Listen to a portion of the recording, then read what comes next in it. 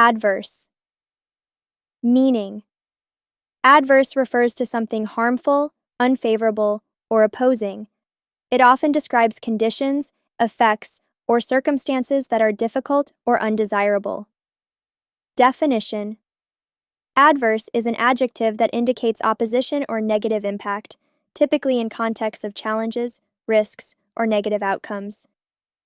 Examples in sentences. 1. The company faced adverse weather conditions during the construction project.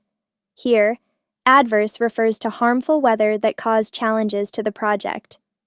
2. She had to stop the medication due to its adverse side effects. In this sentence, adverse describes the negative and harmful effects of the medication. Usage. Adverse is often used to describe challenges in health, weather, or outcomes, emphasizing negative effects that hinder progress or success.